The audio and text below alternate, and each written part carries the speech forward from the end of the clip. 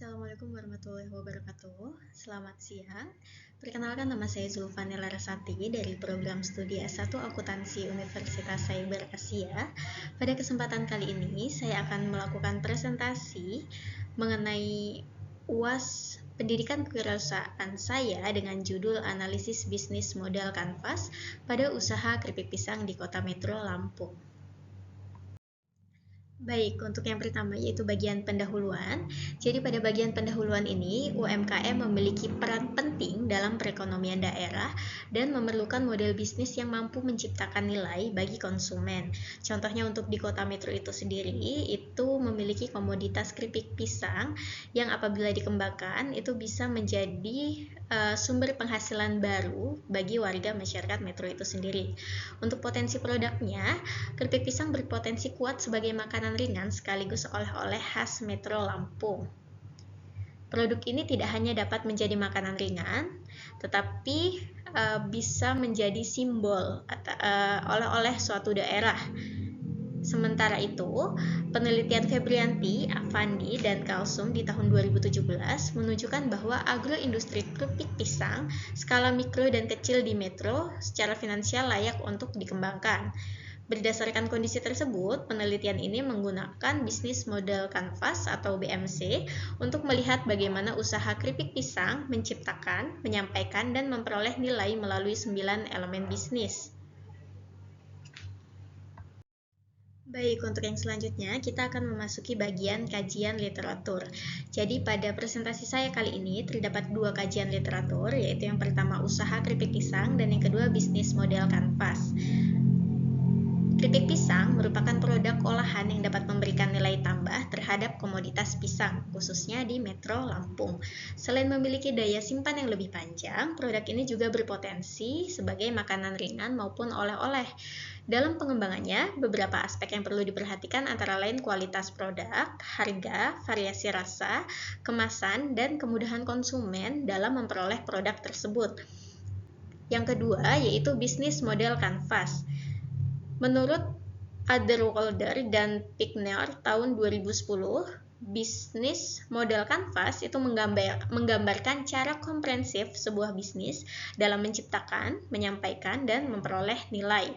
BMC itu sendiri memiliki 9 elemen utama, yaitu customer segment, value proportion, channels, customer relationship, revenue stream, key research, key activities, key partnership, and cost structure.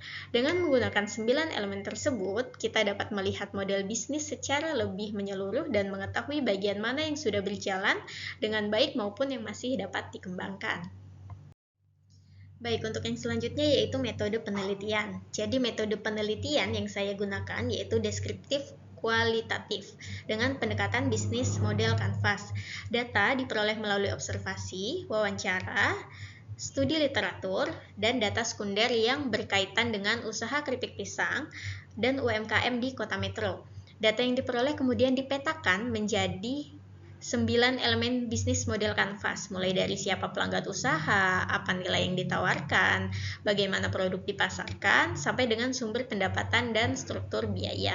Selain itu, dilakukan analisis keuangan dengan melihat pendapatan dan biaya usaha. Selisih antara pendapatan dan total biaya digunakan untuk mengetahui laba usaha itu sendiri. Jadi, secara sederhana, penelitian ini menggabungkan analisis model bisnis dengan analisis keuangan untuk melihat kondisi dan peluang pengembangan usaha keripik pisang, khususnya di Kota Metro Lampung. Baik, yaitu selanjutnya hasil penelitian dan pembahasan. Jadi, berdasarkan hasil pemetaan, terdapat beberapa temuan utama. Yang pertama dari sisi pelanggan. Usaha keripik pisang itu menyasar pada masyarakat umum,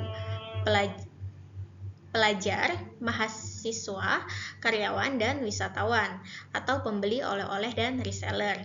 Kemudian dari nilai produk, keunggulan yang ditawarkan yaitu tekstur keripik pisang yang renyah dan beragam varian rasa, menggunakan bahan baku lokal yang berkualitas, kemasan praktis, dan desain yang menarik. Kemudian dari segi pemasaran, produk dijual secara langsung melalui toko oleh-oleh, atau distribusi via reseller, media sosial, dan marketplace, atau partisipasi aktif dalam berbagai bazar. Kemudian, dari sisi kemitraan, usaha dapat bekerja sama dengan pemasok bahan baku, reseller, toko oleh-oleh, marketplace, jasa ekspedisi, dan pemerintah daerah.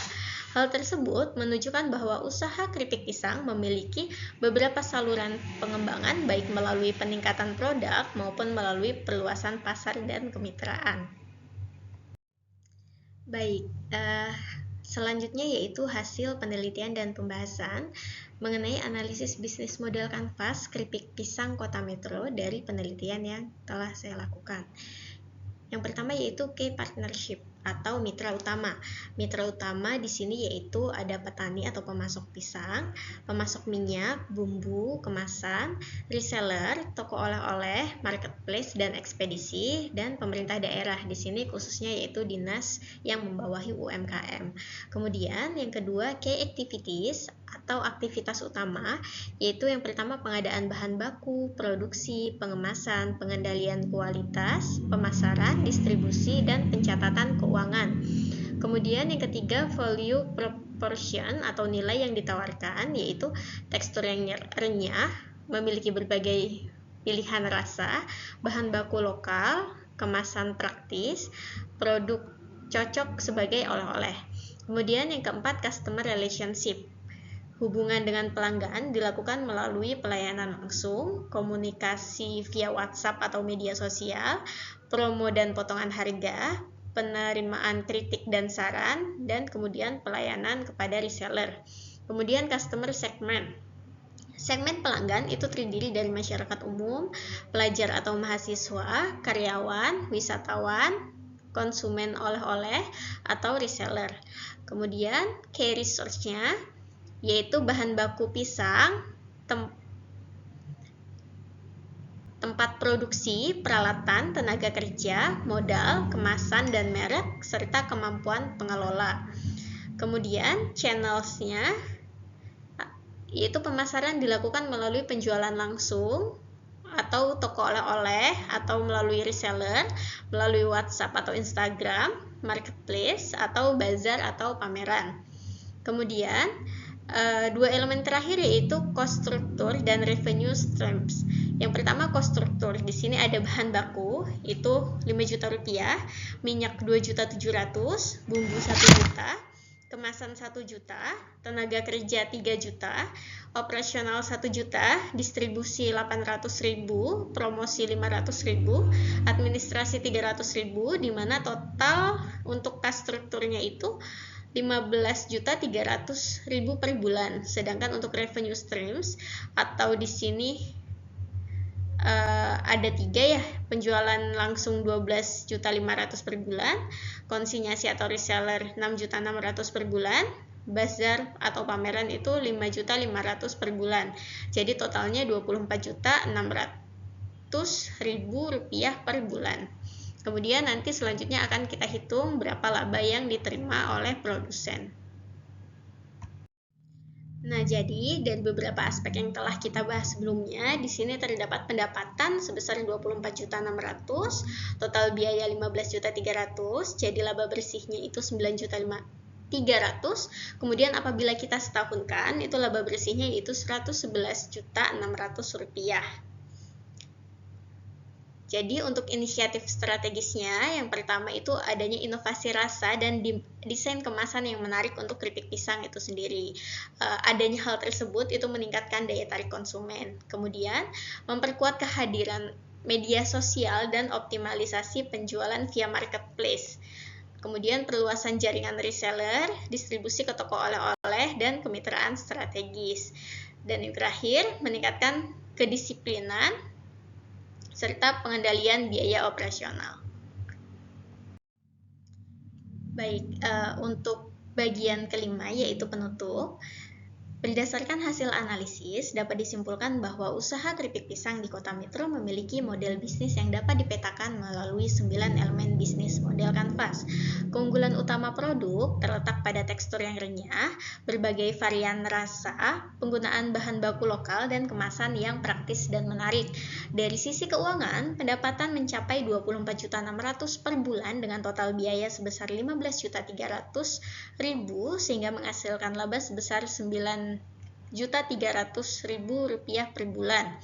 Oleh karena itu, pengembangan usaha dapat diarahkan pada inovasi produk, pemasaran digital, perluasan kemitraan, serta pengendalian biaya operasional. Kemudian untuk sarannya, adapun saran yang dapat diberikan yaitu meningkatkan variasi rasa dan desain kemasan, kemudian meningkatkan strategi digital, memanfaatkan media sosial pastinya, kemudian ekspansi jaringan, jadi memperluas jangkauan kerjasama dengan pihak reseller atau toko oleh-oleh dan jaringan pasar modern. Kemudian yang terakhir, disiplin administratif. Dengan pengelolaan yang baik, dengan pencatatan arus pendapatan dan biaya secara rutin dan struktur, diharapkan ke depan dapat meningkatkan volume penjualan, mempertahankan laba, dan usaha dapat berkembang secara pesat.